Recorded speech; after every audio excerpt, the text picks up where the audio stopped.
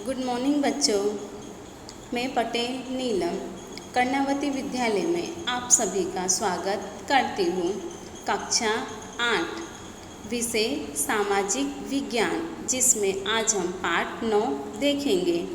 तो चलिए पाठ की शुरुआत करते हैं। पाठ 9 ईस्वी सन 1857 का स्वतंत्रता संग्राम। भारत में यूरोपीय प्रजा का आगमन और विशेष रूप से भारत में ब्रिटिश शासन की नीति रीति के परिणाम स्वरूप राष्ट्रवाद का उदय हुआ था। जब भारत में यूरोपीय प्रजा का आगमन हुआ, तब विशेष रूप से भारत में ब्रिटिश शासन की नीति और रीति के परिणाम स्वरूप राष्ट्रवाद का उदय हुआ। ईस्वी सन 1857 में भारत में एक महत्वपूर्ण घटना घटी। इस घटना को भारत में राष्ट्रवाद के उदय के महत्वपूर्ण तथ्यों में प्रथम घटना के रूप में माना जाता है कि यह एक प्रथम घटना है। ईस्वी सन 1857 के स्वतंत्रता संग्राम के उद्भव के कारण कि 1857 का जो संग्राम हुआ वो किस कारण हुआ, उसके उद्भव के कारण क्या थे। भारत में अंग्रेजों द्वारा सत्ता स्थापित करने के लिए अपनाई हुई दमनकारी कूटनीति के कारण भारत में भारी मात्रा में पैदा हुआ असंतोष ईस्वी सन 1857 के संग्राम का मुख्य कारण था। जब भारत में अंग्रेजों की सत्ता स्थापित हुई, तब उनके द्वारा जो नीति अपनाई गई वह दमनकारी और कूटनीति के कारण ही भारत में असंतोष पैदा हुआ, जिसके कारण 1857 के संग्राम का उद्भव हुआ। यह असंतोष क्यों पैदा हुआ, उसका ब्यौरेवार कारण अब हम जानेंगे। सामाजिक और धार्मिक कारण। कंपनी सरकार ने सामाजिक सुधार की जो रीति अपनाई थी, उसने लोगों में भय पैदा किया था। जो कंपनी सरकार थी, उसने जो सामाजिक सुधार की जो नीति अपनाई थी, उससे लोगों के मन में भय या फिर डर पैदा हो गया। उन्हें लगा कि कंपनी सरकार इरादापूर्वक ईसाई धर्म स्वीकार कराकर भारत के धर्म और संस्कृति को नष्ट करना चाहती है। वो लोग क्या मानते थे? वह ऐसा मानते थे कि कंपनी सरकार उनको जबरदस्ती ईसाई धर्म स्वीकार कराकर भारत के जो धर्म और संस्कृति है उसको नष्ट करना चाहती है, उसको मिटाना चाहती है। यह भय उनमें पैदा हुआ था। सेना में, जेलों तथा रेलवे में भारत की सामाजिक व्यवस्था की बारंबार अवगणना की जाती। सेना में, जेलों और रेलवे में भारत की जो सामाजिक व्यवस्था होती, उसकी बारंबार अवगणना, उसकी अवहेलना की जाती, उसको ध्यान में नहीं लिया जाता। समाज का बड़ा भाग उस समय रूढ़िवादी था। उस समय क्या था? समाज का बड़ा भाग रूढ़िवादी था। इसीलिए नए परिवर्तनों ने उनमें असंतोष पैदा हुआ। परिणाम स्वरूप कुछ लोग अपने सामाजिक धार्मिक ढांचे को टिकाए रखने के लिए इस संग्राम में जुड़ गए। आर्थिक कारण। उस समय अंग्रेजों की आर्थिक नीति भारत के द्वारा इंग्लैंड को समृद्ध बनाने की थी। उस समय अंग्रेजों की नीति कैसी थी? उस समय अंग्रेजों की नीति इंग्लैंड को समृद्ध बनाना था, वो भी भारत के द्वारा। परिणाम स्वरूप भारतीय समाज के अधिकांश वर्ग आंशिक आर्थिक रूप से बर्बाद हो गए। जमींदार और किसान भूमिहीन हो जाने से उन्होंने संग्राम में भाग लिया। जो जमींदार और किसान थे, उनके पास कोई भी भूमि नहीं थी, इसलिए उन्होंने भी संग्राम में भाग ले लिया। राजनीतिक कारण। ईस्वी सन 1764 के बक्सर के युद्ध में विजय के बाद दीवानी सत्ता मिलने से ईस्ट इंडिया कंपनी ने विस्तार की नीति अपनाई। जब ईस्वी सन 1764 में बक्सर का युद्ध हुआ तब उनकी विजय के बाद जो दीवानी सत्ता मिलने से ईस्ट इंडिया कंपनी ने विस्तार की नीति अपनाई, अपने व्यापार को विस्तार करने की नीति अपनाई। कंपनी के अधिकारियों ने अन्यायी कूटनीतियों तथा अनुचित गठबंधन से भारत के बहुत से प्रदेशों पर सत्ता स्थापित की थी, उसे अपने कब्जे में ले लिया था। इस नीति का भोग बनने वाली झांसी की रानी लक्ष्मीबाई तथा बिहार के जागीरदार राजा कुंवर सिंह जैसे अनेक नेताओं ने आगे चलकर इस संग्राम का नेतृत्व किया। इस संग्राम में सबसे आगे थे। सैनिक कारण। विशाल भारत में ब्रिटिश सैनिकों और अधिकारियों की संख्या कम थी। हमारा भारत कैसा है? विशाल। इसीलिए विशाल भारत में ब्रिटिश सैनिकों और अधिकारियों की संख्या बहुत ही कम थी। सेना में भारतीय और अंग्रेज सैनिकों का अनुपात लगभग 6:1 का था। 6:1 का था। सेना में उच्च पद अंग्रेजों के लिए आरक्षित रखे जाते थे। सेना में जो ऊंचे लेवल के पद होते थे वह अंग्रेजों के लिए आरक्षित रखे जाते थे।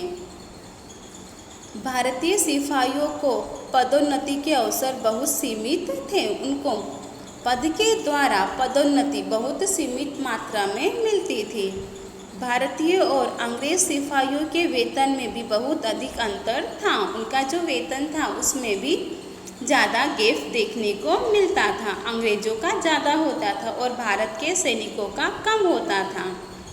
भारतीय पैदल सिपाही को मासिक 7 रुपये ही मिलते, जबकि अंग्रेज सिपाही को मासिक 150 रुपये वेतन मिलता था। अंग्रेज अफसर भारतीय सिपाहियों को बहुत हल्का और तुच्छ समझते थे। उस समय भारतीयों के लिए समुद्र पार करने की मनाही थी कि कोई भी भारतीय समुद्र पार नहीं कर सकता। उसका पालन नहीं करने वाले को अपने समाज में जाति से बाहर करने की भारी सजा की जाती थी। उसे अपने समाज से निकाल दिया जाता था। ऐसा होने पर भी भारतीय सिपाहियों को अनिवार्य रूप से विदेशों में ब्रिटिश युद्ध करने के लिए भेजा जाता था। उनको ज़बरदस्ती युद्ध करने के लिए भेजा जाता था। इसीलिए अन्य भारतीयों की तरह ही अन्य सिपाहियों को भी लगा कि उनका धर्म खतरे में पड़ा है, उनका जो धर्म है वो खतरे में है। सिपाही भी भारतीय समाज का एक अंग होने के कारण सामान्य प्रजा को भोगने पड़ते दुखों का सीधा प्रभाव उनके ऊपर भी पड़ता था। तात्कालिक कारण।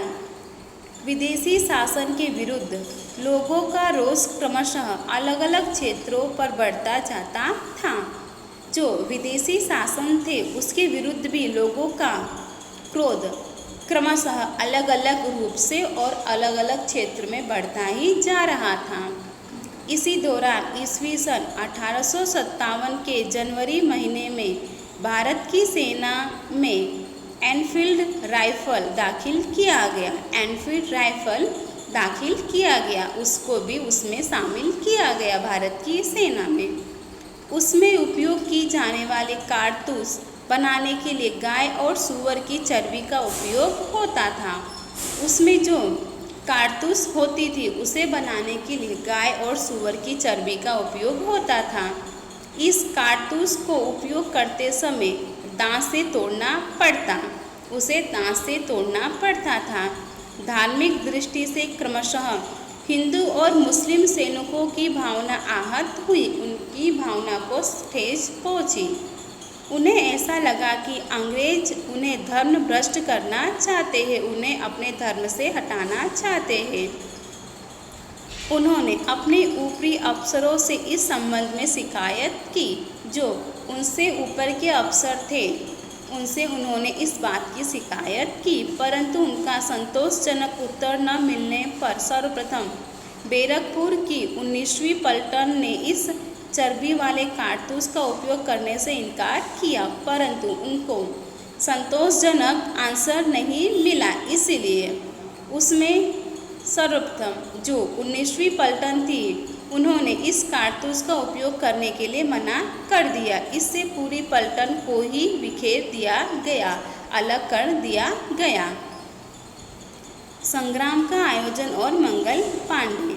ईस्वी सन 1857 के मई महीने की 31 तारीख को पूरे देश में एक साथ ईस्ट इंडिया कंपनी की हुकूमत के समक्ष संग्राम का आयोजन था।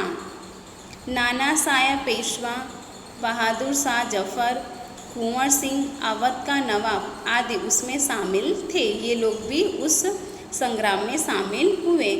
कुशल और बहादुर सेनापति तात्या टोपे और कुशाग्र बुद्धि से आयोजन करने वाले रंगो बापूजी तथा प्रखर विधिवक्ता पत्रकार अजीमुल्ला खां भी परिश्रम कर रहे थे। संग्राम के लिए प्रजा को तैयार करने के लिए सैनिकों के लिए प्रतीक रूप से रोटी और प्रजा के लिए कंबल के प्रतीक गांव तक पहुँचे। मौलवी, पुजारी, भक्त, फेरी वाले, लोकनायक और ओलिया तथा भजनिकों ने लोगों को यह संदेश पहुंचाने में बड़ी भूमिका निभाई थी।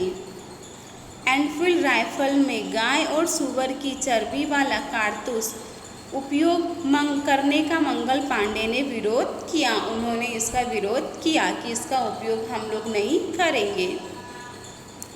इस घटना के कारण 31 मई को निश्चित किए गए संग्राम की शुरुआत थोड़े दिन पहले ही हो गई थी। नक्की किए हुए दिन के पहले ही इस शुरुआत हो गई संग्राम की। आयोजन बिखरने के परिणाम स्वरूप लक्ष्य पूरा नहीं हो सका। उत्तर प्रदेश के बलिया क्षेत्र के नगवा गांव में ब्राह्मण परिवार में जन्मे और 7 रुपये वेतन से ब्रिटिश सेना में जुड़े मंगल पांडे 29 मार्च को संग्राम के लिए तैयार हो गए थे। मंगल पांडे का जन्म कहाँ हुआ था? उत्तर प्रदेश के बलिया क्षेत्र के नगवा गांव में हुआ था और एक ब्राह्मण परिवार में, जिनका वेतन ₹7 रुपया था और 7 रुपये वेतन से ब्रिटिश सेना में जुड़े मंगल पांडे 29 मार्च को संग्राम में शामिल हुए। 26 वर्ष के मंगल पांडे युद्ध के पोशाक में सज धज कर आए, माथे पर तिलक लगाकर मैदान में आए। मंगल पांडे की युद्ध की पोशाक में सज धज कर माथे पर तिलक लगाकर मैदान में आ गए। बाकी सैनिकों को भी ललकारा, बाकी सैनिकों को भी बुलाया। सैनिक उनके साथ थे, परंतु 31 मई तक राह देखने के लिए सहमत नहीं थे। मंगल इतनी धीरज नहीं रख सके। उन्हें पकड़ने का आदेश मेजर हुसैन ने दिया, परंतु कौन माने। मंगल की राइफल ने उसे भून डाला, उसे मार डाला। दूसरे अफसर को भी मंगल पांडे ने धूल चटा दिया।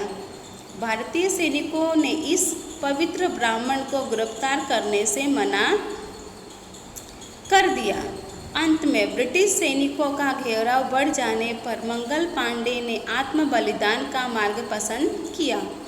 खून से लथपथ सिपाही को ताबड़तोड़ हॉस्पिटल ले जाया गया, क्योंकि उनसे 1857 के संग्राम के आयोजन की जानकारी प्राप्त करनी थी कि इसका आयोजन किस प्रकार से हुआ था। 6 अप्रैल 1857 से मंगल पर सैनिक अदालत का नाटक शुरू हुआ।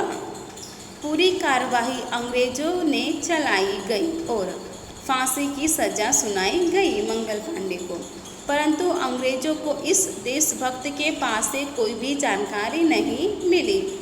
8 अप्रैल को सवेरे 5:30 बजे मंगल पांडे को फांसी दे दी गई। इस तरह श्री मंगल पांडे ईस्वी सन 1857 के संग्राम के प्रथम शहीद बने। 1857 में जो प्रथम शहीद थे वो कौन थे? मंगल पांडे थे।